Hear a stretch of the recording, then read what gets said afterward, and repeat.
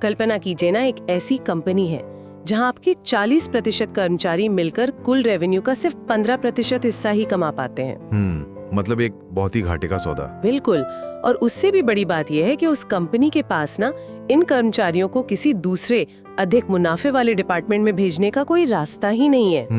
अगर कोई आम स्टार्टअप होता तो अब तक तो पक्का बंद हो चुका होता, इन्वेस्टर भाग गए होते। सही में भाग गए होते। लेकिन ये कोई कंपनी नहीं है, ये हमारी भारतीय अर्थव्यवस्था की सबसे बड़ी और सबसे जटिल ढांचागत पहेली है। और ये पहेली कोई सिर्फ कागजों पे लिखी हुई थियरी नहीं है, ये उन करोड़ों लोगों की रोजमर्रा की वास्तविकता है जो हर दिन इस सिस्टम का हिस्सा बनकर काम कर रहे हैं। बिल्कुल सही कहा आपने। और जब हम अर्थव्यवस्था की बात करते हैं ना, तो अक्सर हम जीडीपी, इन्फ्लेशन जैसे बड़े बड़े आंकड़ों में खो जाते हैं। हाँ, वो हेडलाइंस बन जाती हैं। हाँ, हेडलाइंस। लेकिन जो असली कहानी है वो इस बात में छिपी है कि ये पूरा ढांचा आखिर काम कैसे करता है। एग्जैक्टली। तो आज की इस विस्तृत चर्चा का जो मिशन है वो भी यही है। हमें इस ढांचे की गहराई में जाना है।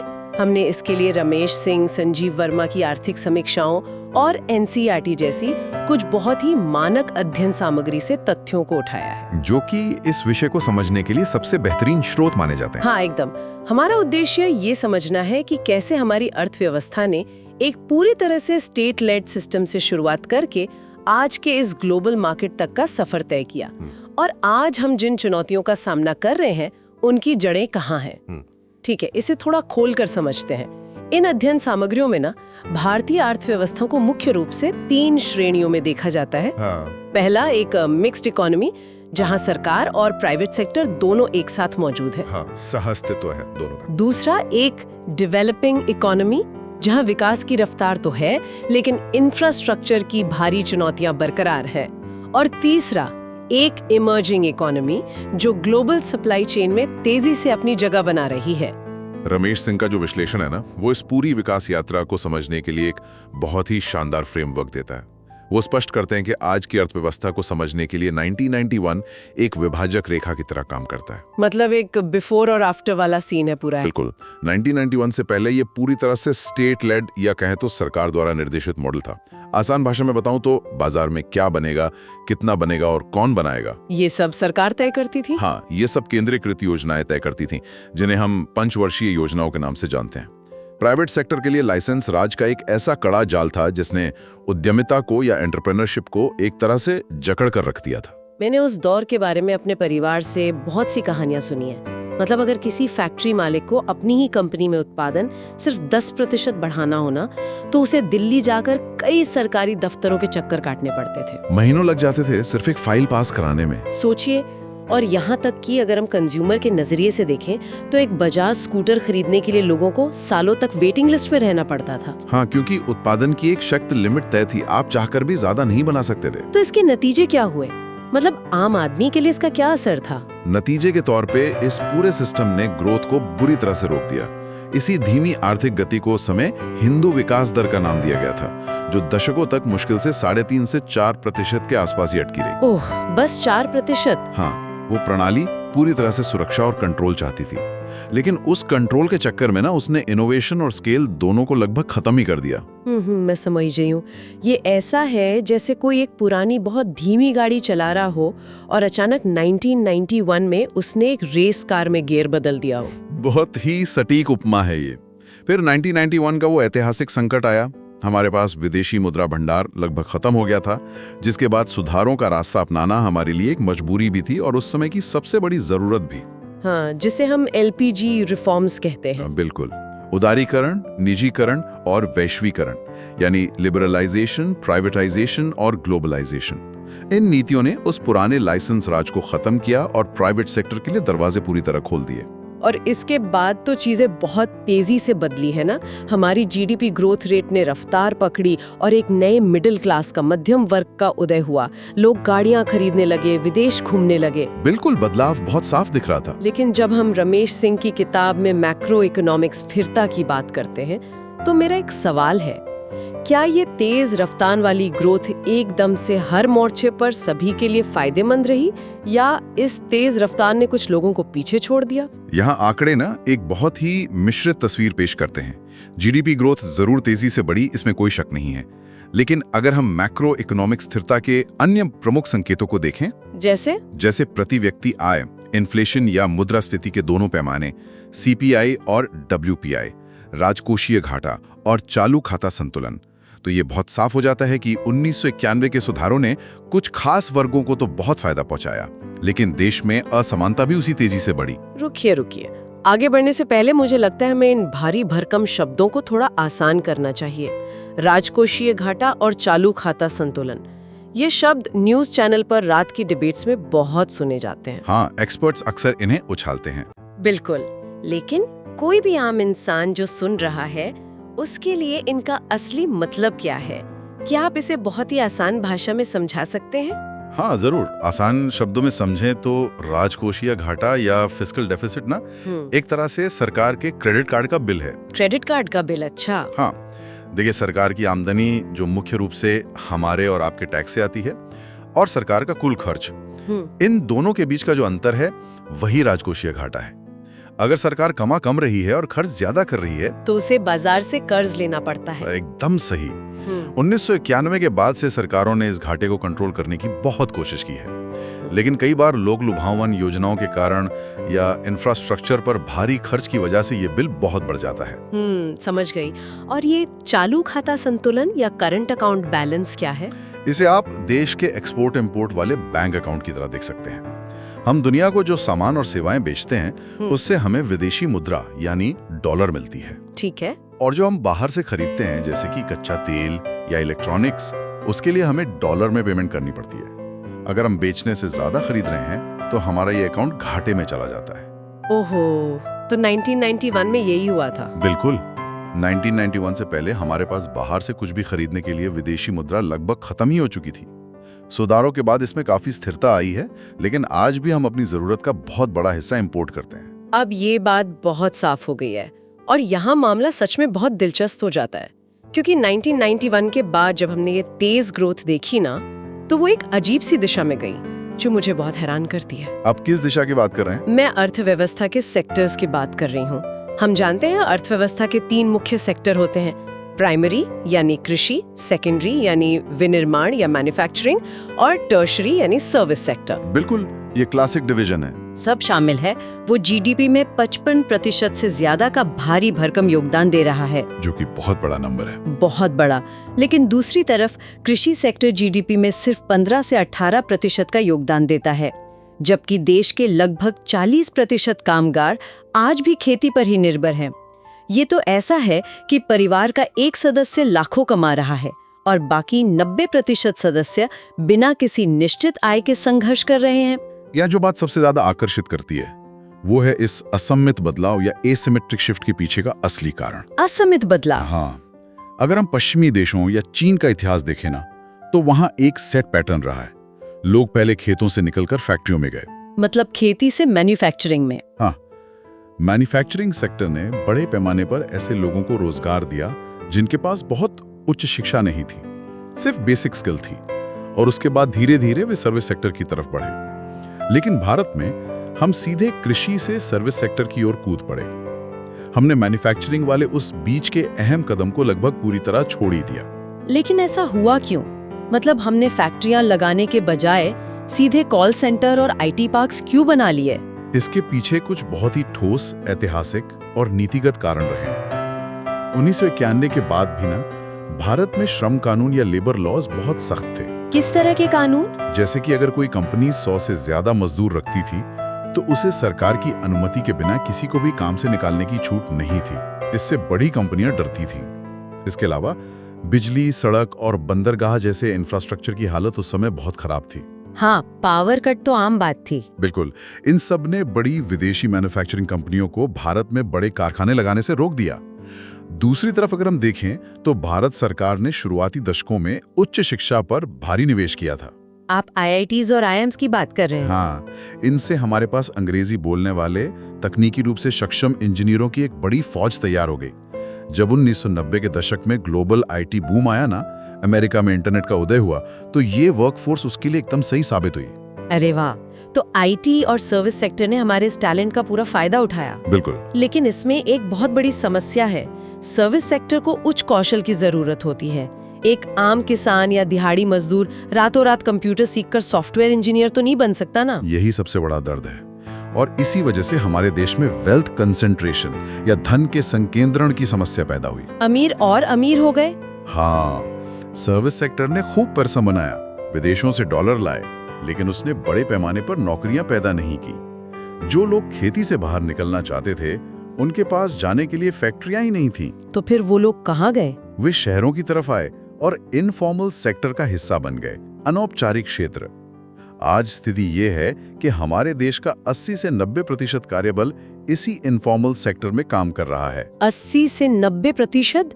ये तो बहुत बड़ा आंकड़ा है। इनफॉर्मल सेक्टर मतलब वो लोग जो छोटे मोटे असंगठित काम कर रहे हैं, जैसे रेडी लगाने वाले, कंस्ट्रक्शन साइट पर काम करने वाले दिहाड़ी मजदूर या छोटी दुकानों के हेल्पर। हाँ, बिल्कुल वही लोग। इन नौकरियों में तो किसी भी तरह की कोई सामाजिक सुरक्षा नहीं है, कोई हेल्थ इंश्योरेंस नहीं मिलता, कोई प्रोविडेंट फंड नहीं कटता और कल काम मिलेगा या नहीं इसकी भी कोई गारंटी नहीं होती। और इस सेक्टर की सबसे बड़ी चुनौती पता है क्या है? उत्पादकता या प्रोडक्टिविटी। वो कैसे? तो आप चाहे दिन में 12 घंटे पसीना बहा लें, आपका आउटपुट और आपकी कमाई बहुत कम ही रहती है। मेहनत ज्यादा है लेकिन वैल्यू एडिशन कम है। और ये हमें हमारी अर्थव्यवस्था के एक और बहुत ही चर्चित विषय की तरफ ले जाता है, डेमोग्राफिक डिविडेंड या जनसांख्यिकीय लाभांश। अखबारों में अक्सर पढ़ने को मिलता है कि हमारी युवा आबादी हमारी सबसे बड़ी ताकत है। हाँ, हर राजनेता यही कहता है। बिल्कुल, लेकिन संजीव वर्मा की किताब में एक जगह बहुत ही तीखा विश्लेषण है। वो कहते हैं कि बिना कौशल विकास के ये लाभांश एक भारी दायित्व या लायबिलिटी बन सकता है। संजीव वर्मा का ये पॉइंट बहुत अहम है। मैं भी यही सोच रही थी।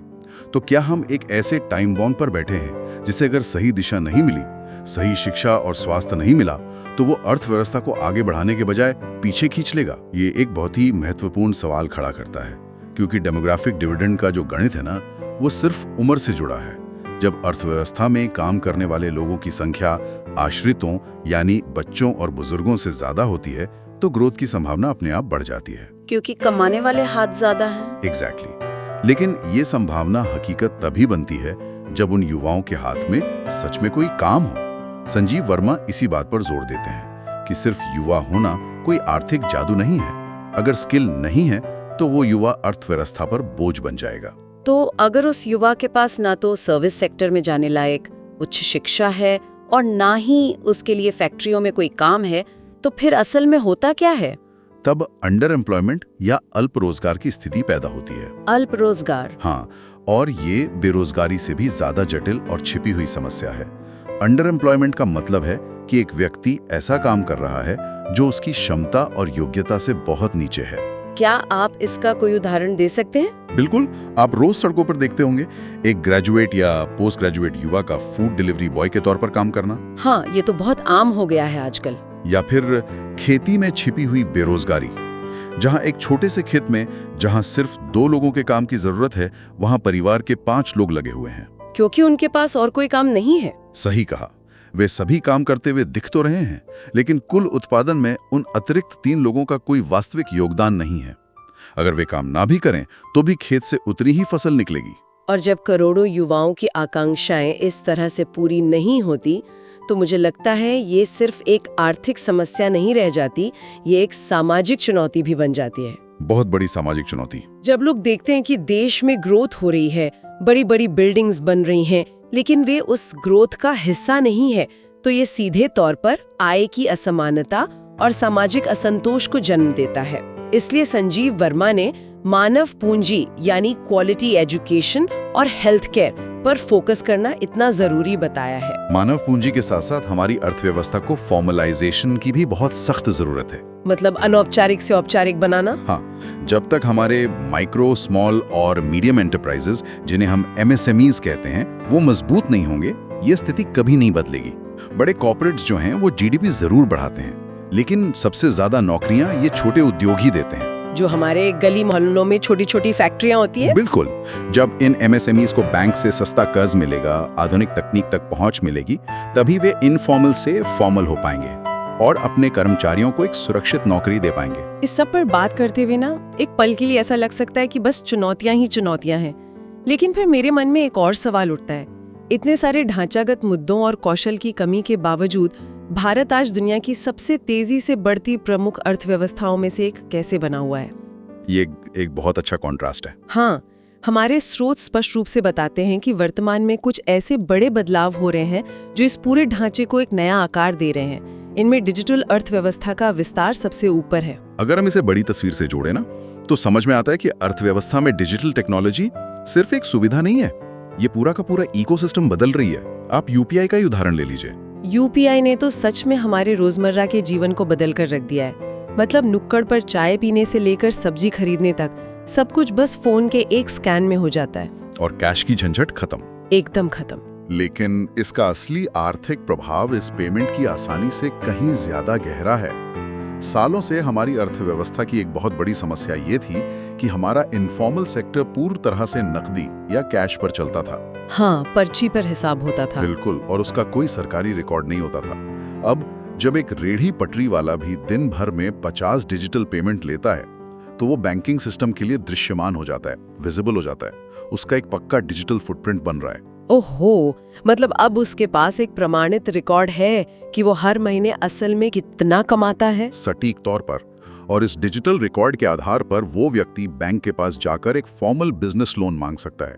पहले उसे साहूकारों से बहुत ऊंचे ब्याज पर, शायद 30-40% ब्याज पर कर्ज लेना पड़ता था, जो कि एक तरह का शोषण था। हाँ, लेकिन अब फिनटेक क्रांति और फाइनेंशियल इंक्लूजन ने उसके लिए फॉर्मल क्रेडिट के दरवाजे खोल दिए हैं। बिना किसी बड़े सरकारी आदेश के, सिर्फ टेक्नोलॉजी के जरिए अर्थव्यवस्था का ये फॉर्मलाइजेशन अपने आप हो रहा है। ये एक बहुत ही शानदार मैकेनिज्म है। मतलब टेक्नोलॉजी ने वो कर दिखाया जो दशकों की नीतियां नहीं कर पाई। बिल्कुल सही। और डिजिटल के अलावा हमने जो पहले बात की थी कि भारत ने बीच में मैन्युफैक्चरिंग सेक्टर को छोड़ ही दिया था, उसे भी तो अब ठीक करने की कोशिश की जा रही है। मेक इन इंडिया और प्रोडक्शन लिंक्ड इंसेंटिव्स, जिसे पीएलआई योजना कहते हैं, वो इसी दिशा में उठाए गए कदम है। पीएलआई स्कीम का काम करने का तरीका ना बहुत सीधा और प्रभावी है। ये किसी भी कंपनी को सिर्फ भारत में फैक्ट्री लगाने के लिए एडवांस में पैसा नहीं देती। तो फिर ये कैसे काम करती है? ये सरकार की तरफ से परफॉर्मेंस बेस्ड वादा है। मान लीजिए कोई कंपनी मोबाइल फोन बनाती है, तो सरकार कहती है कि आप भारत में फैक्ट्री लगाइए और जैसे जैसे आप अपना उत्पादन बढ़ाएंगे, हर एक एक्स्ट्रा फोन पर हम आपको कुछ प्रतिशत कैश वापस देंगे। एक तरह का इंसेंटिव। हाँ, ये कंपनियों को छोटे स्तर पर काम करने के बजाय भारी मात्रा में उत्पादन करने के लिए प्रोत्साहित करता है। तो जब वे अपना स्केल बढ़ाएंगे, ज्यादा फोन बनाएंगे, तो उन्हें जाहिर है ज्यादा मजदूरों की जरूरत पड़ेगी।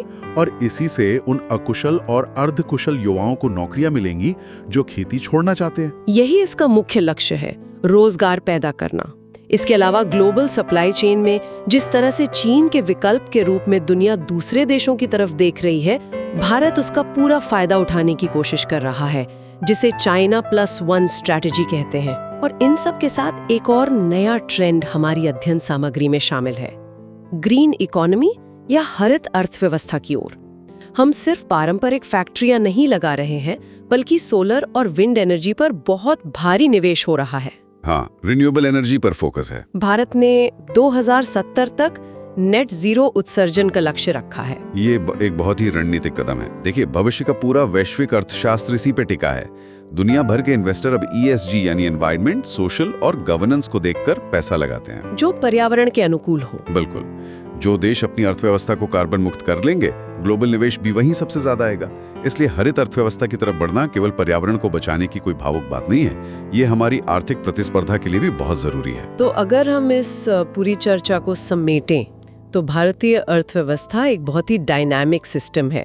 हमने एक बहुत ही नियंत्रित, लाइसेंस वाले ढांचे से शुरुआत की और आज हम ग्लोबल मार्केट्स के साथ कंधे से कंधा मिला के चल रहे हैं।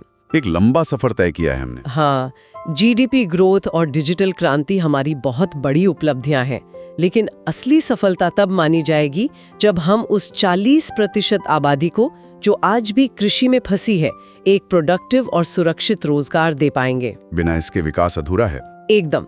विकास तभी सार्थक है जब वो समावेशी हो। ये सुनिश्चित करना कि ग्रोथ का फायदा सिर्फ टॉप के 10% लोगों तक सीमित न रहे, बल्कि जमीनी स्तर पर रोजगार और सुरक्षा के रूप में आम आदमी को दिखे, यही हमारी आगे की नीतियों का सबसे बड़ा टेस्ट होगा। और यही कारण है कि ये सारी जानकारी हम सभी के लिए, जो भी सुन रहे हैं, उनके लिए बहुत मायने रखती है। हमारी रोजमर्रा की जिंदगी, हमारा काम, हमारे निवेश, ये सब इस विशाल ढांचागत पहेली से सीधे तौर पर जुड़े हैं। बिल्कुल जुड़े हैं। आज की चर्चा को खत्म करते हुए मैं एक ऐसा विचार छोड़ना चाहती हूँ जो शायद आने वाले दशकों में भारत की दिशा तय करेगा। वो क्या है?